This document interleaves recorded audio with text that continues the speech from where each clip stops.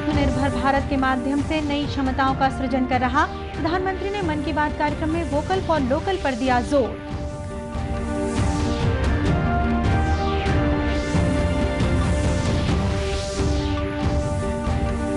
मुख्यमंत्री ने कहा, गुरु घासीदास जी का मन के एक समान संदेश को सूत्रवाक्य मानकर प्रदेश सरकार सबके विकास के लिए कर रही काम।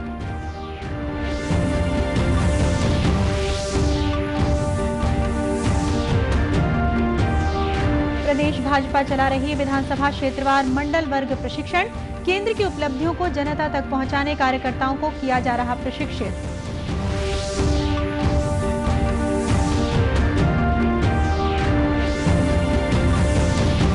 और देश में कोविड-19 से स्वस्थ होने की दर 95.82% तक पहुंची। प्रदेश में संयुक्त राष्ट्र से आए 3 यात्री पाए गए कोरोना पॉजिटिव।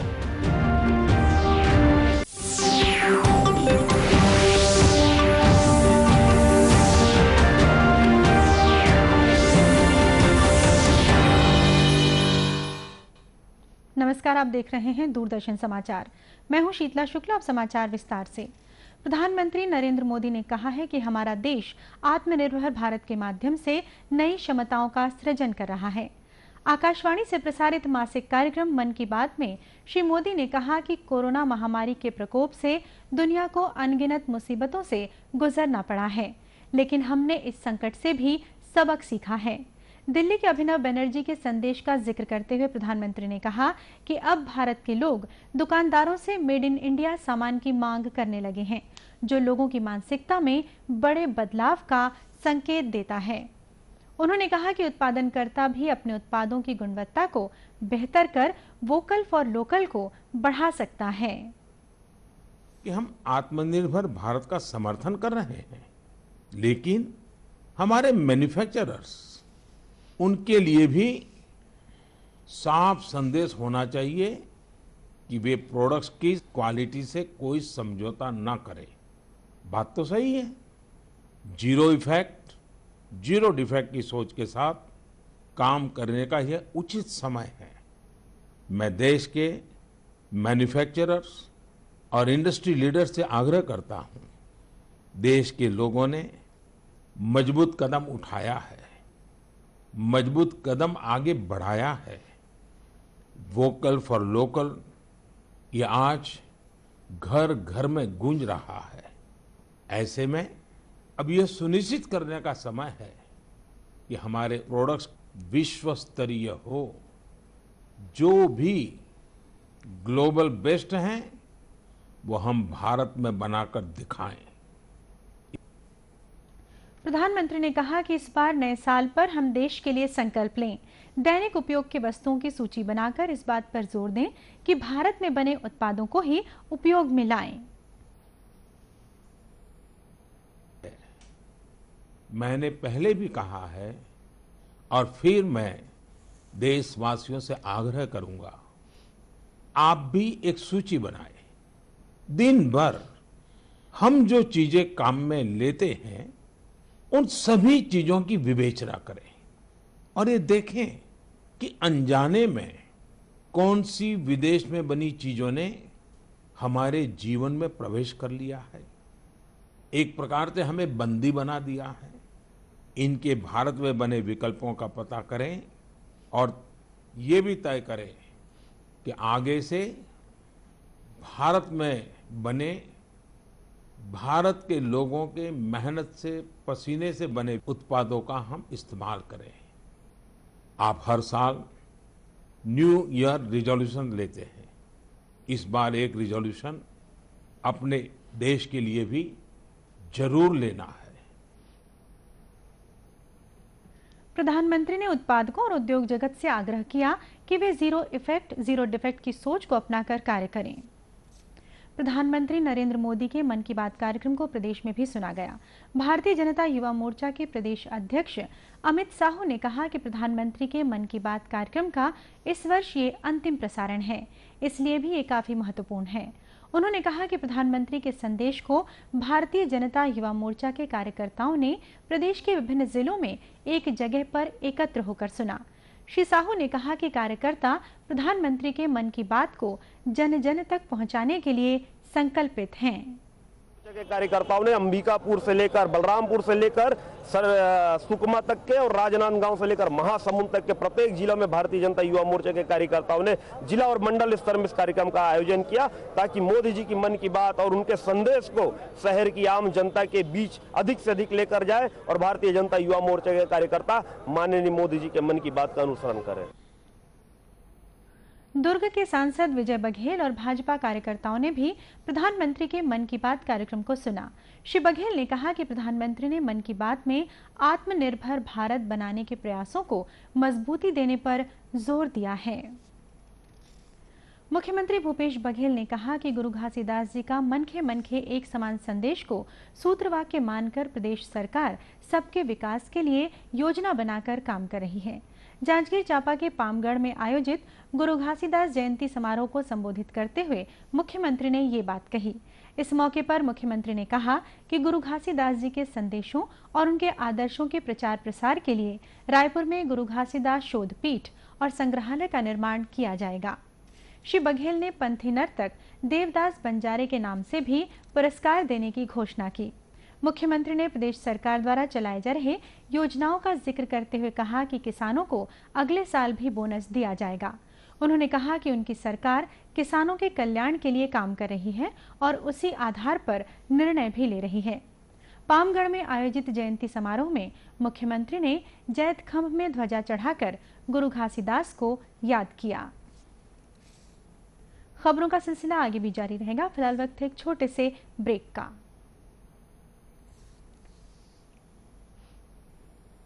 रुक यार, मेरे बैंक अकाउंट में गलत एंट्री का प्रॉब्लम हो गया। अरे तो बैंक को कंप्लेन करना। बैंक को लिखे 1 महीना हो गया है बट वो गूगली पे गूगली डाले जा रहा है। तो आरबीआई के बैंकिंग लोकपाल को इन्फॉर्म करो। रुक मैं समझाता हूँ। जैसे क्रिकेट में थर्ड अंपायर, वैसे ही आरबीआई का बैंकिंग ओम्बड्समैन। आरबीआई कहता है अगर बैंक आपकी कंप्लेंट को 1 महीने में नहीं सुलझाता तो आरबीआई के बैंकिंग ओम्बड्समैन में कंप्लेंट करो। यह आरबीआई का आसान तरीका है आपकी कंप्लेंट सुलझाने का, और वो भी फ्री। समझे? आरबीआई कहता है जानकार बनिए, सतर्क रहिए।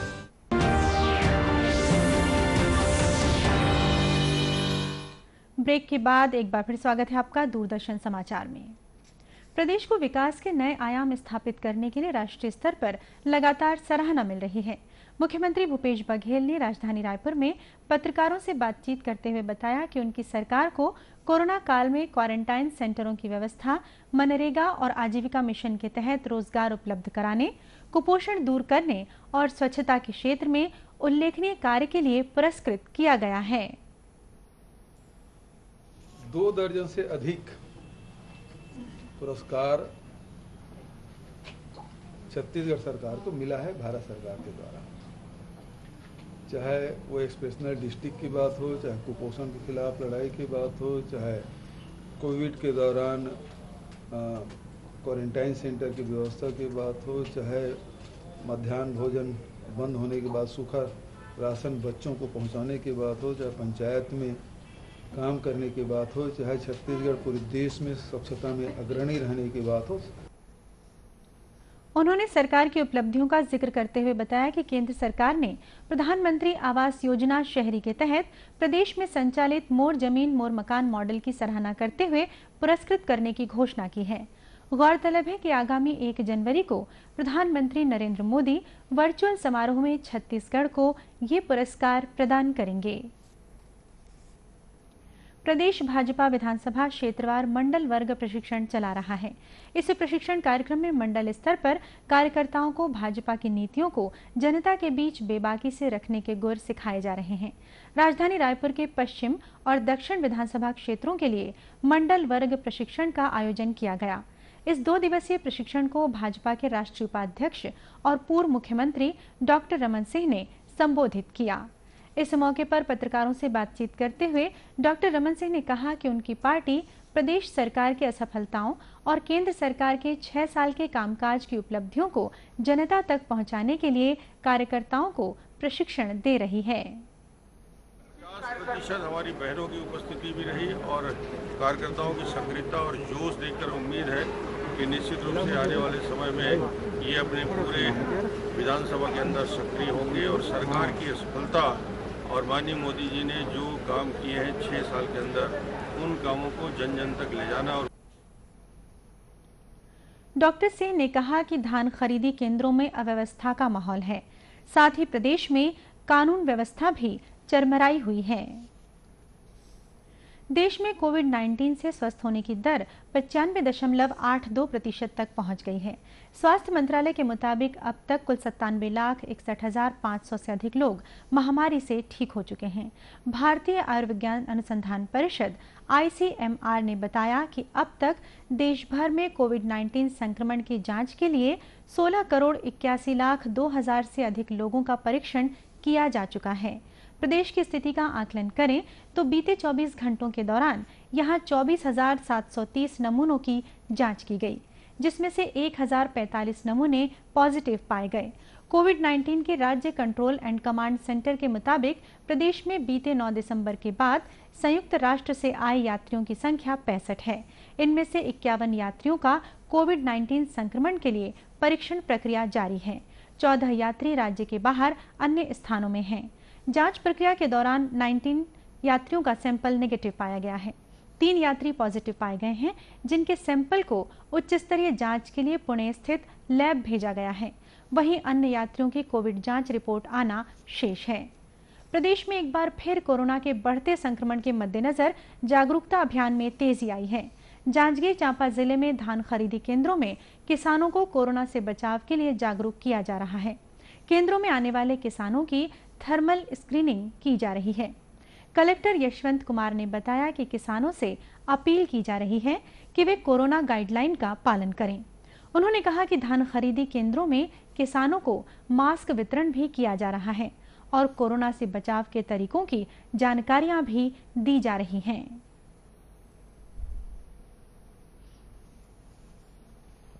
धान उपार्जन केंद्रों पे जहां भी धान खरीदी केंद्र बनाए गए हैं, सभी धान खरीदी केंद्रों में हमने कोविड-19 सुरक्षा मानक भी जारी किए हैं और वहां पे सभी जगह पे थर्मामीटर रखवाए हैं।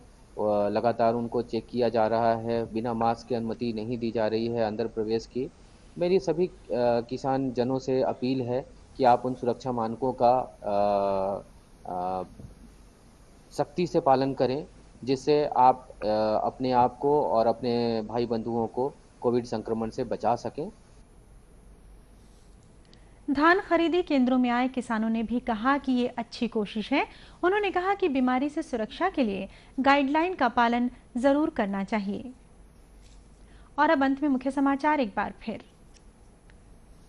देश आत्मनिर्भर भारत के माध्यम से नई क्षमताओं का सृजन कर रहा।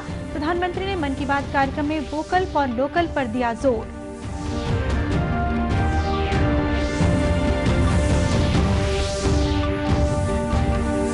मुख्यमंत्री ने कहा, गुरु घासीदास जी का मन के एक समान संदेश को सूत्रवाक्य मानकर प्रदेश सरकार सबके विकास के लिए कर रही काम।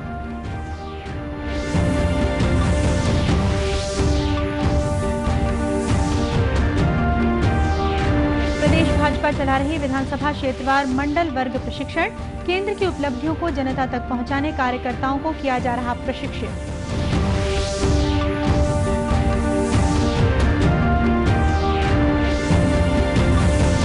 और देश में कोविड-19 से स्वस्थ होने की दर 95.82% तक पहुंची।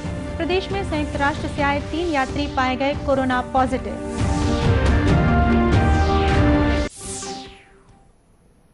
कोरोना से बचाव के लिए मास्क और सैनिटाइजर के साथ ही सोशल डिस्टेंसिंग का भी पालन करें। कोरोना को हराना है, मास्क जरूर लगाना है। इसी के साथ ये समाचार बुलेटिन ही समाप्त हुआ। नमस्कार।